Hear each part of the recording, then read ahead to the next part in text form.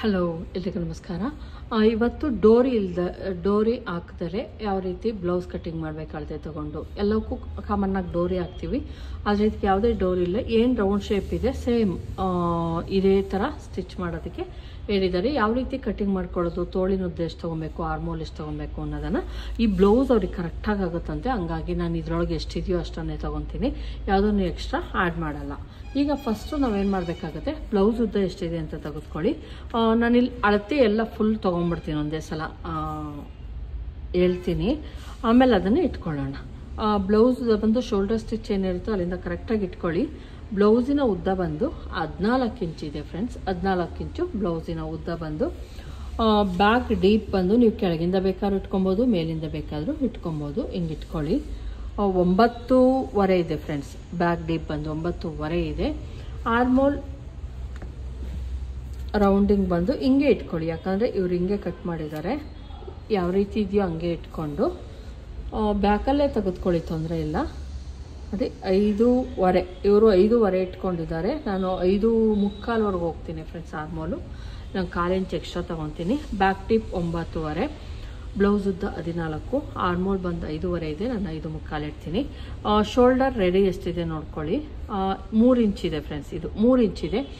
ನಾವು ಇದಕ್ಕೆ ನಾವೇನು ಮಾಡಬೇಕಾಗುತ್ತೆ, 3/4 ಇಂಚ್ ಆ್ಯಡ್ ಮಾಡಬೇಕಾಗುತ್ತೆ. ಶೋಲ್ಡರ್ ಇವ್ರದ್ದು ಒಂದು ಸ್ವಲ್ಪ ಏಜ್ ಆಗಿರೋದ್ರಿಂದ ದೊಡ್ಡದಿದೆ, 3.75 ನಾವು ಹೋಗಬೇಕಾಗುತ್ತೆ ಶೋಲ್ಡರ್. ಮತ್ತು ತೋಳಿನ ಉದ್ದ ಬಂದು 10.25, ಕರೆಕ್ಟಾಗಿ 10.25 ಇದೆ. ನಾನು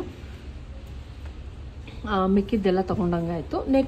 ನೆಕ್ಕಿನ ಅಗಲ ಯಾವ ರೀತಿ ತೊಗೊಬೇಕು ಅಂದರೆ, ಇಲ್ಲಿ ಶೋಲ್ಡರ್ ನಾವು ಇದರಲ್ಲಿ ತೆಗೆದುಕೊಂಡಿರೋದ್ರಿಂದ ಫ್ರಂಟಲ್ಲಿ ಬೇಕಾದ್ರೆ ನೀವು ತೊಗೊಬೋದು, ಇಲ್ಲಿಗೆ ತೊಗೊಬೇಕಾಗತ್ತೆ. ಫ್ರಂಟಲ್ಲಿ ನಾವೇನು ರಿಂಗ್ ಪಟ್ಟಿ ಅಂತ ಮಾಡ್ತೀವಿ ಅಲ್ಲಿಗನ ತೆಗೆದುಕೊಳ್ಳಿ. 2.5 ಇವ್ರದ್ದು ಬಂದು 2.5 ಇದೆ ನೆಕ್ಕಿನ ಅಗಲ ಫ್ರಂಟು. ಬ್ಯಾಕಲ್ಲಿ ನಾನು 2 ಇಂಚನ್ನು ಇಟ್ಕೊತೀನಿ ಅಷ್ಟೇ ಫ್ರೆಂಡ್ಸ್, ಇನ್ನೇನು ಬೇಕಾಗಿಲ್ಲ ನಮಗೆ.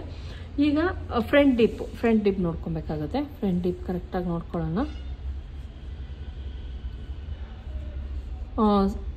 7 ಇಂಚಸ್ವರೆಗೂ ಇದೆ ಫ್ರೆಂಡ್ಸ್, ಫ್ರಂಟ್ ಡಿಪ್ 7 ಇಂಚಸ್ ಇದೆ. ಈಗ ಕಟ್ ಮಾಡ್ಕೊಳ್ಳೋಣ. ಫಸ್ಟು ನಾವೇನು ಮಾಡ್ಕೊಳ್ಳೋಣ, ಇಲ್ಲಿ ಲೈನಿಂಗನ್ನು ಕಟಿಂಗ್ ಮಾಡ್ಕೊಳ್ಳೋಣ.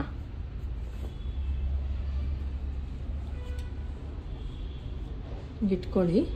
ನಾನಿಲ್ಲಿ 1/4 ಮೀಟರ್ ತರಿಸಿದ್ದೀನಿ, ಯಾಕಂದರೆ ಅಕಸ್ಮಾತ್ ಪ್ಯಾಚ್ ವರ್ಕೆಲ್ಲ ಬಂದರೆ ಅಂತ ಅಂದ್ಬಿಟ್ಟು ನಾನು ಯಾವಾಗಲೂ ಅಷ್ಟೇ 1/4 ಮೀಟರನ್ನು ತರಿಸ್ತೀನಿ. ಈಗ ಏನು ತೋಳಿಗೆ ಫೋಲ್ಡಿಂಗನ್ನು ಮಾಡ್ಕೊಂಡಿದ್ದೀವಿ ಅಲ್ಲಿ ಒಂದು ಲೈನನ್ನು ನೀಟಾಗಿ ಎಳ್ಕೊಳ್ಳಿ, ಅಂದರೆ ಎಡ್ಜ್ ಕರೆಕ್ಟಾಗಿಲ್ಲ ಅಂತ ಅಷ್ಟೇ. ತೋಳಿನ ಉದ್ದ ಬಂದು 10.25 ಇಂಚಿದೆ, ಬ್ಲೌಸಲ್ಲಿ 10.25 ಇಂಚಿದೆ. ನಾನು ಹಂಗಾಗಿ 1 ಇಂಚ್ ಎಕ್ಸ್ಟ್ರಾ ತೊಗೊತೀವಿ ನಾವು ಅದಕ್ಕೆ, ಅಂದರೆ ಏನು ಉದ್ದ ಇರುತ್ತೋ ಅದಕ್ಕೆ 1 ಇಂಚ್ ಎಕ್ಸ್ಟ್ರಾ ತೆಗೆದುಕೊಳ್ಳಿ. 10.25 ಇದೆ, 11.25ಗೆ ನಾನಿಲ್ಲಿ ಒಂದು ಮಾರ್ಕನ್ನು ಹಾಕೊತಾ ಇದ್ದೀನಿ. ತೋಳಿನ ಡೌನಿಂಗ್ ಬಂದು 3.25ವರೆಗೂ ಹೋಗೋಣ. ಆರ್ಮೋಲ್ ರೌಂಡಿಂಗ್ ನಾವು ನೋಡ್ಕೊಂಡಿಲ್ಲ, ಅದನ್ನು ಒಂದು ನೋಡ್ಕೊಂಬಿಡೋಣ. ಎಷ್ಟಿದೆ ನೋಡ್ಕೊಳ್ಳಿ.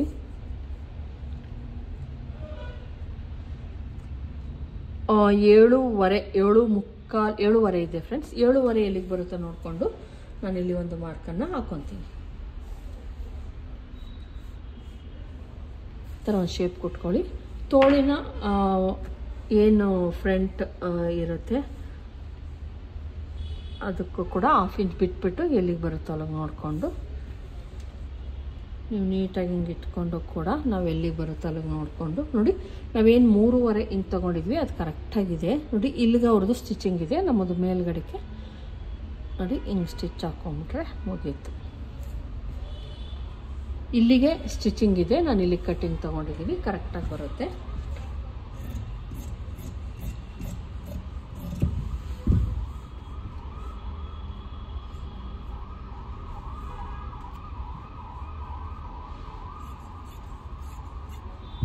ಈಗ ತೋಳು ಮುಗಿತು. ಈಗ ನಾವು ಬಾಡಿ ಪಾರ್ಟನ್ನು ಕಟ್ ಮಾಡ್ಕೊಳ್ಳೋಣ. ಬಾಡಿ ಪಾರ್ಟ್ ಕಟ್ ಮಾಡೋದಕ್ಕೆ ಏನು ಉಳಿದಿರುತ್ತೋ ಲೈನಿಂಗ್ ಅದನ್ನು ಮಧ್ಯಕ್ಕೆ ಫೋಲ್ಡಿಂಗ್ ಮಾಡ್ಕೊತಾ ಇದ್ದೀನಿ.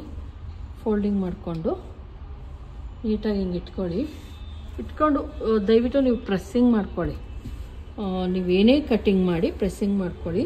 ಕೆಲವೊಂದು ಸಲ ಏನಿರುತ್ತೆ ಸುಕ್ಕಿರುತ್ತೆ ಬಟ್ಟೆಗಳಲ್ಲಿ, ಅದೆಲ್ಲ ನಾವು ಅಳತೆ ಎಕ್ಸ್ಟ್ರಾ ಆಗಿಬಿಡುತ್ತೆ. ಹಾಗಾಗಿ ಕ್ಲೀನಾಗಿ ಪ್ರೆಸ್ಸಿಂಗ್ ಮಾಡ್ಕೊಳ್ಳಿ. ನೆಕ್ಸ್ಟು ಬ್ಲೌಸ್ ಲೆಂತ್ 14.5 ಇದೆ, ನಾನು 15.5ಗೆ ಹೋಗ್ತೀನಿ ಫ್ರೆಂಡ್ಸ್. 15.5ಗೆ ನಾನಿಲ್ಲಿ ತಗೊತಾ ಇದ್ದೀನಿ ನೋಡಿ. 15.5ಗೆ ನಾನಿಲ್ಲಿ ಒಂದು ಮಾರ್ಕ್ ಹಾಕ್ಕೊತಾ ಇದ್ದೀನಿ. 1 ಇಂಚ್ ಎಕ್ಸ್ಟ್ರಾ ತೊಗೊಂಡಿದ್ದೀವಿ. ನೆಕ್ಕಿನ ಅಗಲ ಬಂದು 2 ಇಂಚಸ್ಸನ್ನು ತೆಗೆದುಕೊತಾ ಇದ್ದೀನಿ. 3.5 ಶೋಲ್ಡರನ್ನು 3 ಇಂಚ್ ಇದೆ, 3.25ವರೆಗೂ ಹೋಗ್ತೀವಿ. ಯಾಕಂದರೆ ಅವ್ರು ಎಷ್ಟಿದೆಯೋ ಅಷ್ಟನ್ನು ಇಟ್ಕೊತಿದ್ದೀನಿ. ಎದೆ ಸುತ್ತಳತೆ 10.5 ಇರೋದ್ರಿಂದ 10 ಇಂಚ್ಗೆ, ಬ್ಯಾಕಲ್ಲಿ 10 ಇಂಚ್ಗೆ ನಾನಿಲ್ಲಿ ತೊಗೊತಾ ಇದ್ದೀನಿ. ಒಂದ್ಸಲ ಚೆಕ್ ಮಾಡೋಣ. ಇಲ್ಲ 1/2 ಇಂಚ್ ಕಡಿಮೆ ಮಾಡಿದ್ದೀನಿ ನಾನು. ಏನು ಅವ್ರದ್ದು ಡೀಪ್ ಬರುತ್ತೆ ಅದನ್ನು ಇಟ್ಕೊಂಡು ನೋಡಿಬಿಟ್ಟು ನಾವು ಇನ್ನೊಂದ್ಸಲ ಮಾಡ್ಕೊಳ್ಳೋಣ. ಇಲ್ಲಿ ಬಂದು 9.5 ಅವರ ಏನು ಡೀಪ್ ಇದೆ ಅದು ಬಂದು 9.5ಗೆ ಇಲ್ಲಿ ಬಂದು ಮೇಲ್ಗಡೆ 2 ಇಂಚ್ ತೊಗೊಂಡಿದ್ದೀವಿ. ಇಲ್ಲಿ ಬಂದು ನಾನು 3.5ವರೆಗೂ ತೊಗೊತೀನಿ. ಬ್ರಾಡ್ ಬರಬೇಕಲ್ವ, ಅದಕ್ಕೋಸ್ಕರ ನೀಟಾಗಿ ಇಟ್ಕೊಳ್ಳೋಣ. ಇಟ್ಕೊಂಡು ಅವ್ರೇನು ಕೇಳಿಲ್ಲ, ಬರೀ ರೌಂಡ್ ಕೇಳಿದ್ದಾರೆ, ರೌಂಡ್ ಶೇಪ್ ಹಾಕಿದ್ದೀನಿ. ಆರ್ಮೋಲ್ ಬಂದು 5.25, ಅವ್ರದ್ದು 5.25 ಇದೆ. ಇಲ್ಲೂ ಕೂಡ ನಾವು 5.25 ಇಡೋಣ.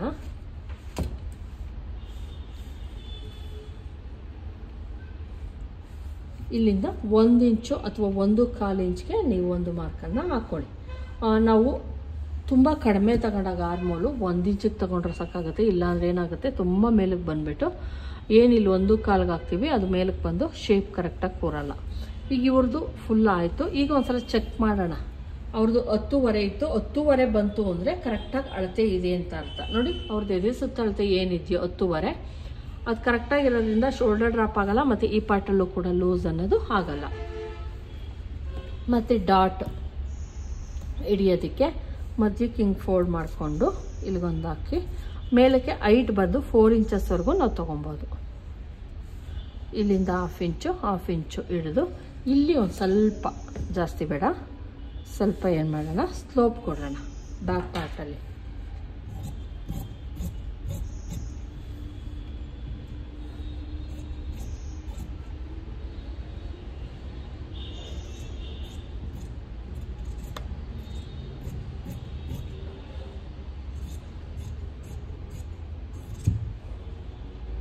ಈಗ ಇದು ನಮ್ಮದು ಕಟ್ಟಿಂಗ್ ಆಯಿತು.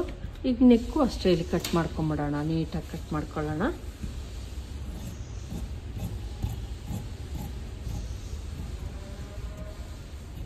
ಇದಕ್ಕೆ ನಾವು ಥ್ರೆಡ್ ಪೈಪಿಂಗ್ ಕೊಡ್ತೀವಿ. ಇದು ಬ್ಯಾಕ್ ಸೈಡ್ ಆಯಿತು. ಈ ರೀತಿ. ಮತ್ತು ಇಲ್ಲಿ ನಿಮ್ಗೊಂದು ಹೇಳಲೇಬೇಕು, ಇಲ್ಲಿ ಹೈಟ್ ಇರುತ್ತೆ, ಇಲ್ಲಿ ಡೌನ್ ಇರುತ್ತೆ. ಹಂಗಾಗಿ 1 ಪಾಯಿಂಟ್ ಅಷ್ಟೇ, ತುಂಬ ಬೇಡ. 1 ಪಾಯಿಂಟ್ ಏನು ಮಾಡ್ಕೊಳ್ಳಿ ನೀವು, ಇದನ್ನು ಸ್ವಲ್ಪ ನೋಡಿ ಹಿಂಗೆ ಕಟ್ ಮಾಡ್ಕೊಳ್ಳಿ. ಆವಾಗ ನಮ್ಮದು ಸ್ಟಿಚ್ ಹಾಕಿದಾಗ ನೀಟಾಗಿ ಫಿನಿಶಿಂಗ್ ಅನ್ನೋದು ಬರುತ್ತೆ. ನೋಡಿ ಈಗ ಸ್ಟ್ರೈಟ್ ಅನ್ನಿಸ್ತಾ ಇದೆ, ಆಗಲೇ ಸ್ಟ್ರೈಟ್ ಅನ್ನಿಸ್ತಿರಲ್ಲ. ಅವ್ರದ್ದು ನೆಕ್ ಜಾಸ್ತಿ ಇದೆ, ಫ್ರಂಟ್ ಶೋಲ್ಡರ್ ಜಾಸ್ತಿ ಇದೆ, ಹಂಗಾಗಿ ತಗೊಂಡಿದ್ದೀನಿ ಇದನ್ನು. ಈಗ ಬ್ಯಾಕ್ ಪಾರ್ಟ್ ಕೂಡ ರೆಡಿ ಆಯಿತು. ಇದನ್ನು ನಾನು ಏನು ರಿಂಗ್ ಪಟ್ಟಿ ಮಾಡ್ತೀನಿ, ಅದಕ್ಕೆ ಕಾಜಾಪಟ್ಟಿ, ಅದಕ್ಕೆ ಯೂಸ್ ಮಾಡ್ಕೊತೀನಿ. ಮತ್ತು ಏನು ಉಳಿದಿರುತ್ತೋ ಆ ಬಟ್ಟೆಯನ್ನು ಇಟ್ಕೊತಾ ಇದ್ದೀನಿ. ಇಲ್ಲಿ ಲೋಯರ್ ಚೆಸ್ಟ್ ತೊಗೊಬೇಕು. ಇಲ್ಲಿ ಏನಪ್ಪ ಅಂದರೆ ನಾವು ಬ್ಲೌಸ್ ಲೆಂತ್ಗಿಂತ ಮೊದಲೆಲ್ಲ ಏನು ಮಾಡ್ತಿದ್ದೋ, ಬ್ಲೌಸ್ ಲೆಂತ್ ಎಷ್ಟಿದೆಯೋ 2.5 ಇಂಚ್ ತೊಗೊಳ್ಳಿ ಅಥವಾ 2 ಇಂಚ್ ತೊಗೊಳ್ಳಿ ಆ ಥರ ಹೇಳ್ತಿದ್ದು. ಆದರೆ ಈಗ ಆ ಥರ ಅಲ್ಲ. ಲೋಯರ್ ಚೆಸ್ಟ್ ಎಷ್ಟಿರುತ್ತೋ ಅದಕ್ಕೆ ನಾವು 3 ಇಂಚನ್ನು ಆ್ಯಡ್ ಮಾಡ್ತೀವಿ. ಲೋಯರ್ ಚೆಸ್ಟ್ ತೆಗೆದುಕೊಂಡು ಬ್ಲೌಸ್ ಲೆಂತ್ ಎಷ್ಟಿದೆಯೋ ನಾನು ಕೆಳಗಡೆಯಿಂದನೇ ತೊಗೊತಾ ಇದ್ದೀನಿ ಫ್ರೆಂಡ್ಸ್. ಯಾಕಂದರೆ ಮೇಲೆ ಬೇಕಾದ್ರೆ ಬಟ್ಟೆ ಉಳ್ಕೊಂಡ್ರೂ ಪರವಾಗಿಲ್ಲ ಅಂದ್ಬಿಟ್ಟು ಕೆಳಗಡೆಯಿಂದ ನೋಡಿ ಲೋಯರ್ ಚೆಸ್ಟ್ ಏನು ಬೆಲ್ಟ್ಪಟ್ಟಿ ಮೇಲ್ಗಡೆ ಇರುತ್ತೆ ಅದನ್ನು ಕ್ಲೀನಾಗಿ ಹಿಂಗೆ ಎಳೆದು ಇಟ್ಕೊಂಡು ನಾವೇನು ಮಾಡಬೇಕಾಗುತ್ತೆ, 3 ಇಂಚ್ ಎಕ್ಸ್ಟ್ರಾ ಇಲ್ಲಿಂದ ಮತ್ತೆ 3 ಇಂಚ್ ಎಕ್ಸ್ಟ್ರಾ ತೊಗೊತೀನಿ. 1 ಇಂಚ್ ಎಕ್ಸ್ಟ್ರಾ ತೊಗೊತೀನಿ. ಯಾಕಂದರೆ ಆಲ್ರೆಡಿ ಅದು ಸ್ಟಿಚಿಂಗ್ ಆಗಿರೋದು. ಆಮೇಲೆ 3 ಇಂಚು ಈ ರೀತಿ ತಗೊಂಡಾಗ ಬ್ಲೌಸಲ್ಲಿ ಫ್ರಂಟಲ್ಲಿ ತುಂಡಾಗಲ್ಲ. ಕೆಲವೊಂದು ಸಲ ಲೆಂತ್ ಕಡಿಮೆ ಆಗುತ್ತೆ ಫ್ರಂಟಲ್ಲಿ, ಆ ಥರ ಎಲ್ಲ ಆಗಲ್ಲ.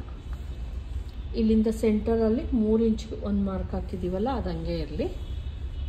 ನೆಕ್ಕಿನ ಅಗಲ ಬಂದು ಬ್ಯಾಕಲ್ಲಿ 2 ಇಂಚ್ ತೊಗೊಂಡಿದ್ವಿ. ಮುಂದೆಗಡೆ ನಾವು 2.25ವರೆಗೆ ಹೋಗೋಣ. 3.5 ಏನು 3.25 ಏನು ನಾವು ಶೋಲ್ಡರ್ ತೊಗೊಂಡಿದ್ವಿ ಹಿಂದೆಗಡೆ, ಅದನ್ನೇ ಇಲ್ಲಿ ಇಡ್ತಾ ಇದ್ದೀನಿ. ಮತ್ತು ಚೆಸ್ಟ್ ಲೈನ್ ಬಂದು 10.5, ನಾನು 1/2 ಇಂಚ್ ಸೇರಿಸ್ಕೊಂಡು 11 ಇಂಚಿಗೆ ಮಾಡ್ಕೊತಾ ಇದ್ದೀನಿ. ಪ್ಲಸ್ 2 ಇಂಚಸ್ ಮಾರ್ಜಿನ್ಗೋಸ್ಕರ. ಇಲ್ಲಿ ನೆಕ್ ಡೀಪ್ ಅವ್ರದ್ದು 7 ಇಂಚ್ವರೆಗೂ ಇಟ್ಕೊಂಡಿದ್ದಾರೆ. ನಾವು ಕೂಡ 7 ಇಂಚ್ವರೆಗೂ ಇಡೋಣ. ಇಲ್ಲಿ ಬಂದು 2.25 ಅಥವಾ 2.25ವರೆಗೂ ನಾವು ತೊಗೊಬೋದು, ಬ್ರಾಡ್ ತೊಗೊಬೋದು, ತೊಂದರೆ ಇಲ್ಲ. ಶೇಪ್ ಚೆನ್ನಾಗಿ ಬರುತ್ತೆ ನೋಡಿ. ಇದಾಯಿತು ಇವ್ರದ್ದು ಫ್ರಂಟ್ ನೆಕ್ ಆಯಿತು. ಇಲ್ಲಿ ಬಂದು 5.25 ಏನು ತೆಗೆದುಕೊಂಡಿದ್ದೆ ಸೇಮ್ 5.25 ನಾನೇನು ಮಾಡ್ತೀನಿ ಇಟ್ಕೊತಾ ಇದ್ದೀನಿ. ಒಂದು ನೀಟಾಗಿ ಒಂದು ಶೇಪನ್ನು ಹಾಕ್ಕೊಳ್ಳಿ.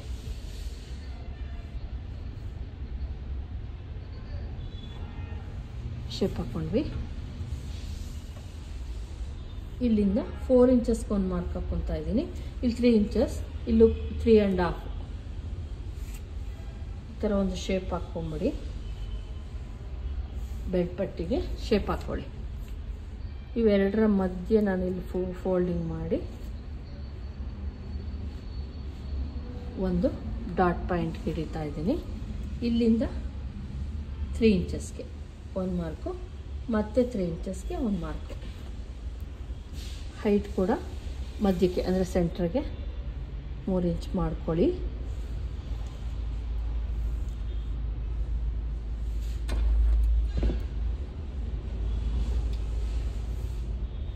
ಇಲ್ಲೂ ಕೂಡ ಒಂದು 3.25 ಇಂಚಸ್ಗೆ ಒಂದು ಮಾರ್ಕನ್ನು ಹಾಕ್ಕೊತಾ ಇದ್ದೀನಿ. ಈ ಕಡೆ ಒಂದು ಇಲ್ಲಿ ನೀವು ಹಿಡಿಲೇಬೇಕು, ಇಲ್ಲಾಂದರೆ ಇಲ್ಲಿ ರಿಂಕಲ್ಸ್ ಬರುತ್ತೆ. ಈ ಥರ ಕೊಟ್ಕೊಳ್ಳಿ. ಇದು ಹೈಟ್ ಇರೋದ್ರಿಂದ ಇದನ್ನು ಒಂದು ಸ್ವಲ್ಪ ಹೈಟ್ ಮಾಡಿಬಿಟ್ಟು ಈ ಥರ ಕಟ್ ಮಾಡೋದ್ರಿಂದ, ಹಿಂಗೆ ಕಟ್ ಮಾಡೋದ್ರಿಂದ ಏನಪ್ಪ ಅಂದರೆ ಕಂಕ್ಳು ರೌಂಡಿಂಗ್ ಏನಿದೆ ಅದು ಚೆನ್ನಾಗಿ ಬರುತ್ತೆ. ಈಗ ಇದನ್ನು ಕಟ್ ಮಾಡ್ಕೊಳ್ಳೋಣ.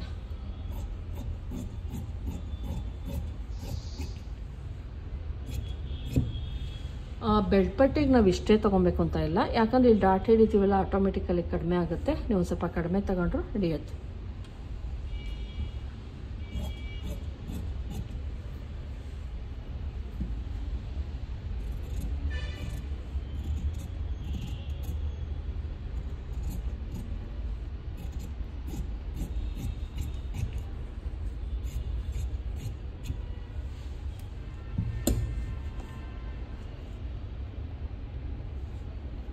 ಸಲ ಇಟ್ಟು ನೋಡಿಬಿಟ್ಟು ಇನ್ನೊಂದ್ಸಲ ನೀಟಾಗಿ ಕಟ್ ಮಾಡ್ಕೊಳ್ಳಿ.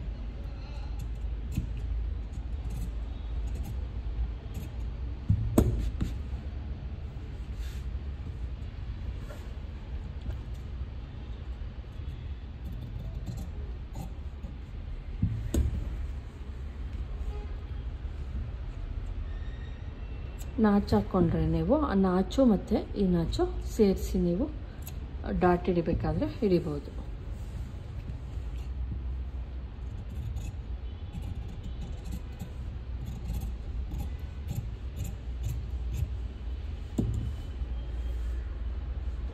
ನೆಕ್ ಫ್ರಂಟ್ ಪಾರ್ಟು ಕೂಡ ರೆಡಿ ಆಯಿತು.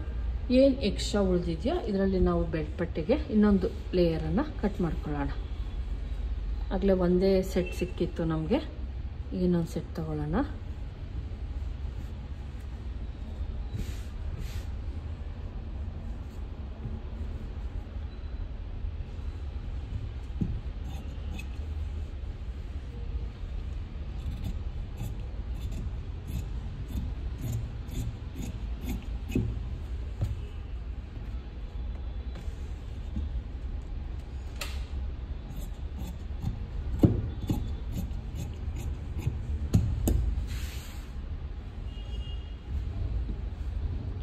ನಮಗೆ ತೋಳಿಗೆ ಬಟ್ಟೆ ಬೇಕು, ಹಾಗಾಗಿ ಒಂದು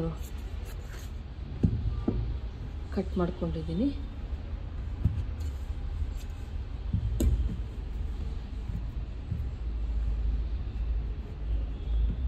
ಪಟ್ಟಿ ಮಾಡೋದಕ್ಕೆ ನಾನು ಹಿಂಗೆ ಫೋಲ್ಡ್ ಮಾಡಿಕೊಂಡು ಪ್ರೆಸ್ಸಿಂಗ್ ಮಾಡಿ ಇಟ್ಬಿಟ್ಟಿರ್ತೀನಿ. ಈಸಿಯಾಗಿ ನಮಗೇನಾಗುತ್ತೆ ಸ್ಟಿಚ್ ಮಾಡೋದಕ್ಕೂ ಕೂಡ ಈಸಿ ಆಗುತ್ತೆ.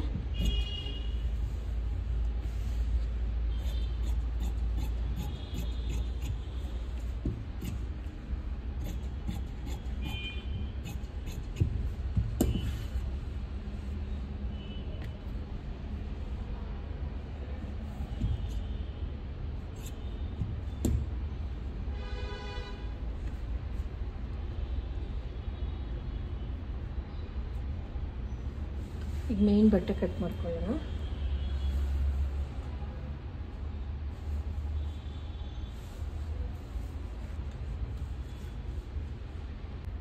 ನಾನಿಲ್ಲಿ ತೋಳಿಗೆ 2 ಫೋಲ್ಡಿಂಗ್ ಮಾಡ್ಕೊಂಡಿದ್ದೀನಿ. ಈ ಥರ ಫೋಲ್ಡ್ ಮಾಡಿಕೊಂಡು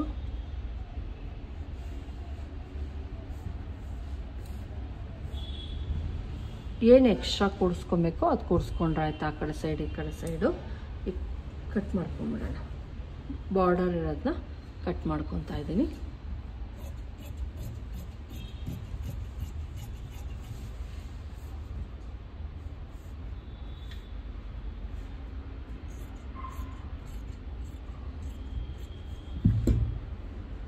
ಇದಕ್ಕೆ ಎಕ್ಸ್ಟ್ರಾ ನಾವು ಬಟ್ಟೆನ ಕೊಡಬೇಕಾಗತ್ತೆ.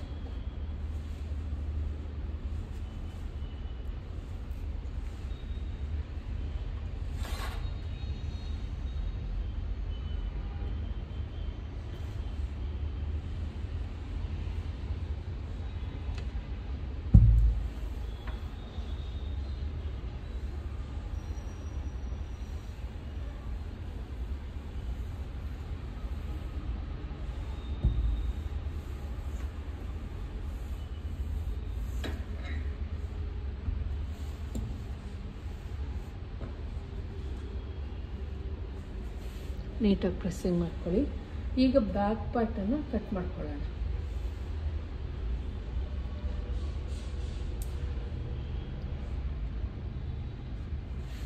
ಸ್ವಲ್ಪ ಎಕ್ಸ್ಟ್ರಾ ನಂಗೆ ಇಟ್ಕೊಂಡು ಕಟ್ ಮಾಡ್ಕೊಳ್ಳಿ. ಆ ಲೈನಿಂಗ್ ನಾವು ಕರೆಕ್ಟಾಗಿ ಕಟ್ ಮಾಡ್ಕೊಂಡಿರ್ತೀವಿ. ಮೇನ್ ಬಟ್ಟೆನ ಒಂದು ಸ್ವಲ್ಪ ಎಕ್ಸ್ಟ್ರಾ ನಂಗೆ ಕಟ್ ಮಾಡ್ಕೊತೀವಿ. ಈ ಪೀಸನ್ನು ನಾವು ತೋಳಿಗೆ ಯೂಸ್ ಮಾಡ್ಕೊಬೋದು. ತೋಳಿಗೆ ಬಟ್ಟೆ ಶಾರ್ಟೇಜ್ ಬರ್ತಾ ಇರೋದ್ರಿಂದ, ಬಾರ್ಡರ್ ಕೂಡ ಇರೋದ್ರಿಂದ ಇದನ್ನು ಯೂಸ್ ಮಾಡ್ಕೊಬೋದು ನಾವು.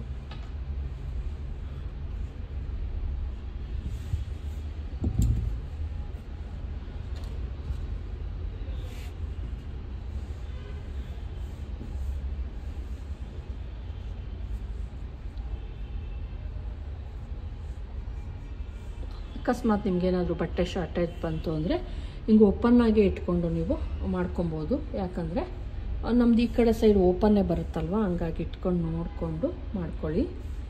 ಬೆಡ್ ಪಟ್ಟಿಗೂ ನಮಗೆ ಬಟ್ಟೆ ಬೇಕಲ್ವ, ಹಂಗಾಗಿ ಸಿಗ್ತಾಯಿದೆ. ಇಲ್ಲಿ ಎಲ್ಲ ಕಡೆ ಸಿಗ್ತಾಯಿದೆ. ಬೆಡ್ ಪಟ್ಟಿಗೂ ಕೂಡ ನಮಗೆ ಇಲ್ಲಿ ಸಿಗ್ತಾಯಿದೆ.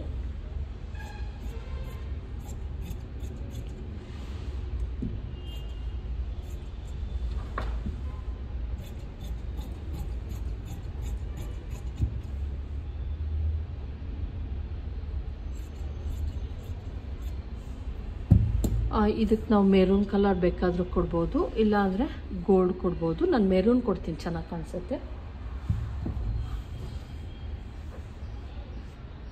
ಇದಕ್ಕೆ ಯಾವುದೇ ಡೋರಿ ಏನು ಇಲ್ಲ ಇರೋದ್ರಿಂದ ನಮ್ಗೆ ಇಷ್ಟೇ ಬಟ್ಟೆ ಸಾಕಾಗುತ್ತೆ. ಏನು ಎಕ್ಸ್ಟ್ರಾ ಯಾವುದು, ತೋಳಿಗೆ ಮಾತ್ರ ಬಟ್ಟೆ ಕೊಟ್ಟರೆ ಸಾಕು, ಇನ್ಯಾವುದಕ್ಕೂ ನಮಗೆ ಎಕ್ಸ್ಟ್ರಾ ಬಟ್ಟೆ ಬೇಡ.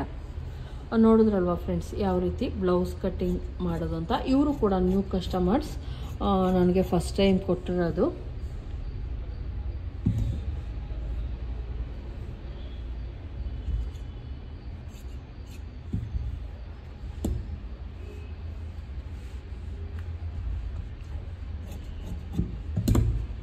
ನೋಡಿ, ನಮ್ಮದು ಎಲ್ಲ ಪೀಸ್ಗಳು ರೆಡಿ ಆಯಿತು.